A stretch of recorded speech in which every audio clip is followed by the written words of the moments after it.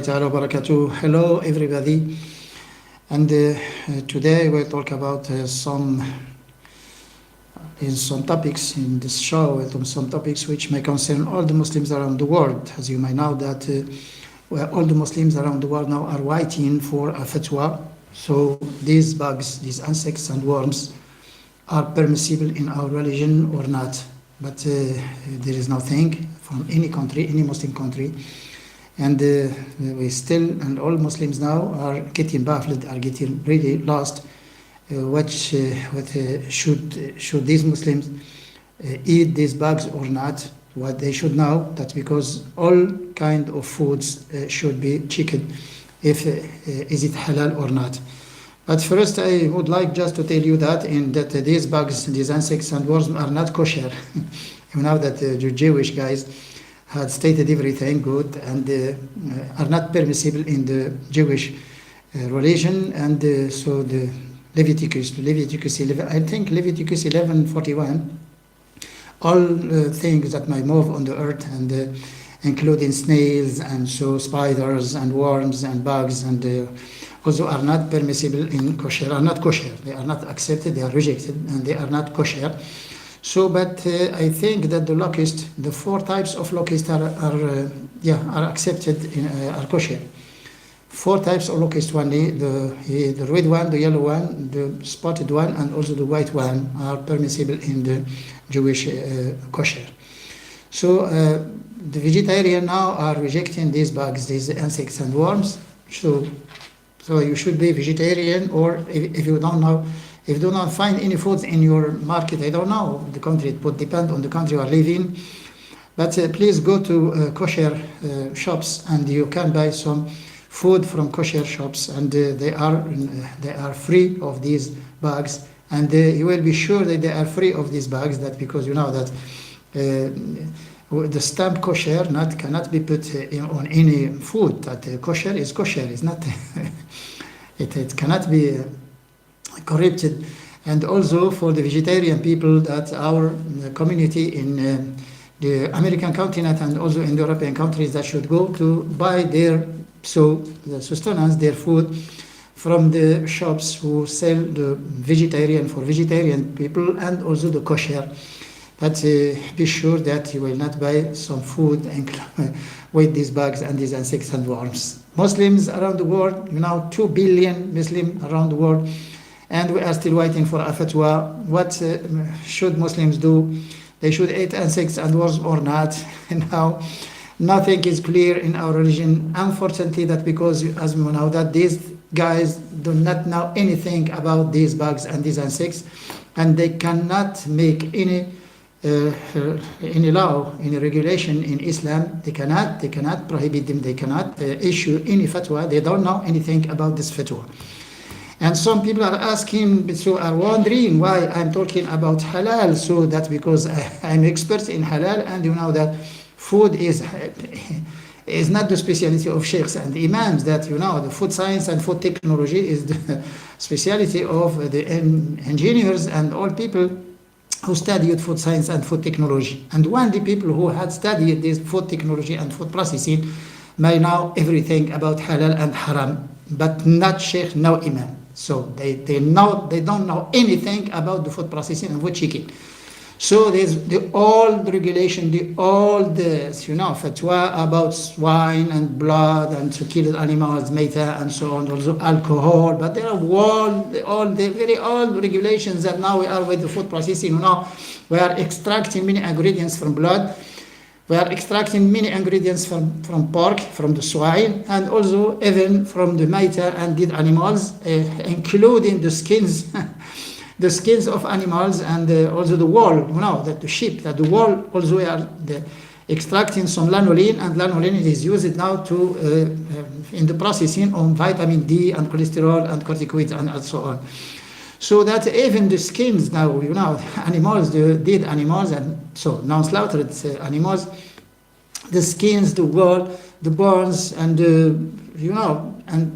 and the organs, extracts from the organs, from the heart, the liver, the gallbladder, and a lot of ingredients, a lot of products now are extracted from these non-halal food and now are added are used now as food additives in the manufacturing of food and many kinds of food like cakes, like a lot of kinds of pasta and cakes, and so also some wafers and some chocolate, and a lot of processed foods now. They may contain some food additives which are extracted from these non-halal foods. Now, problem that we get stuck with these bugs, with these worms and insects. What should we do? And I know that the community in Europe and the United States and also in Canada now are really searching, and they are wondering, they are asking every day, should they eat? But your children, I think, that now are eating these things, that because the food processing now is, the technology has changed it to incorporate these powder from insects and worms in food, in many kinds of foods, including the flour for bread. And so that your children, be sure that your children are now eating these bugs in the school restaurants and also the universities restaurants, or anyway. On the campus, a lot of foods now will include these bugs. So it's just a question. So just to make you know that Islam now should be updated. That because we are living in a technology epoch, and we are living with the digital and the high technology, and the Islam should really make an update, and these sheikhs and imams should study engineering and the science, or they should really retire from the field of fatwa and Islam.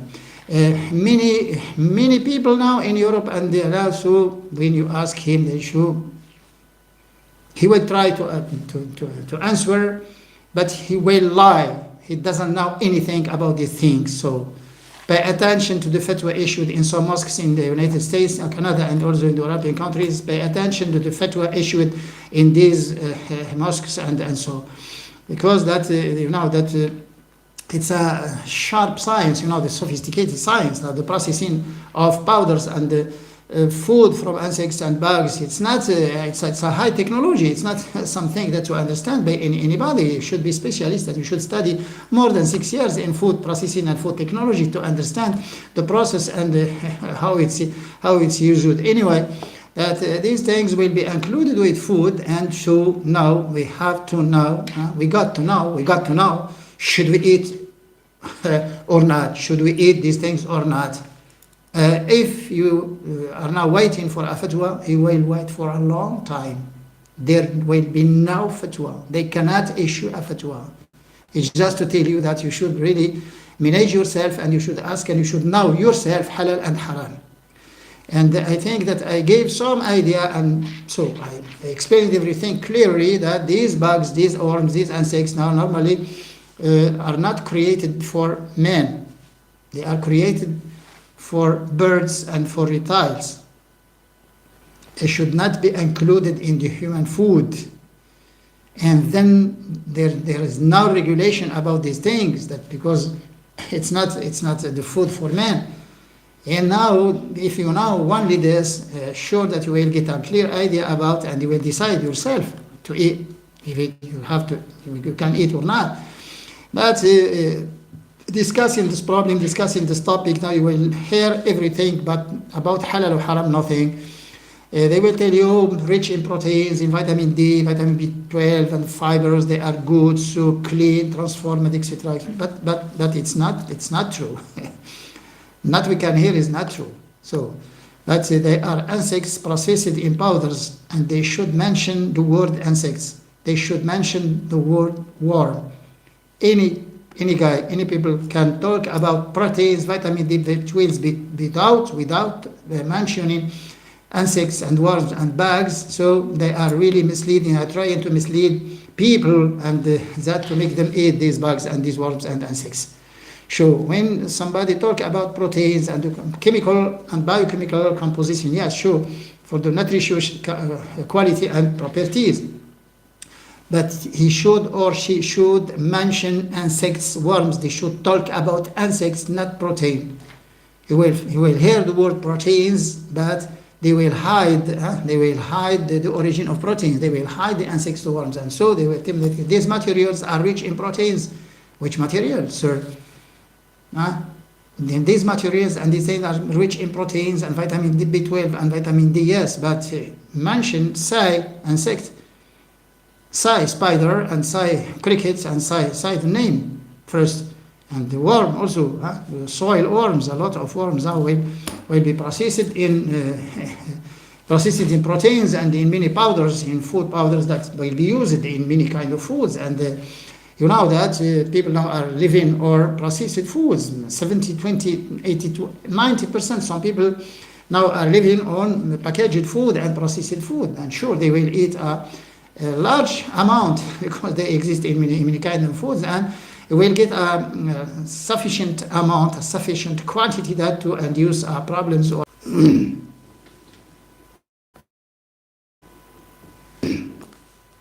people are talking about the Chinese guy because they eat everything that moves on the earth.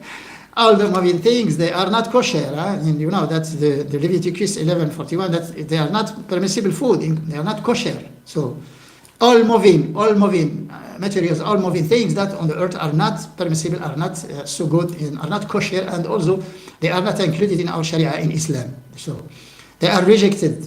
So, but some people are talking about that because men used to eat insects and bugs before, and why the Chinese guys now are eating all these things, and they are not dangerous, and they are not dirty, they are not so. The mistake is in the Chinese guy, not in Islam or in kosher or in vegetarian regulation. The mistake is in Chinese. They should really correct the mistake. They should, but we should not correct our Sharia. That you should understand. You should get it. I think that I hope so that you can get it. But please pay attention to these things, and you can check yourself. And you can see now that these things are not kosher, are not acceptable by the Jewish people, and they are not vegan, they are not accepted by the vegetarian people. But for the Muslims, nothing. It's not clear. I don't know why. That's because our sheikh and imams do not know anything about these things. That's because they studied literature, but they didn't study science. So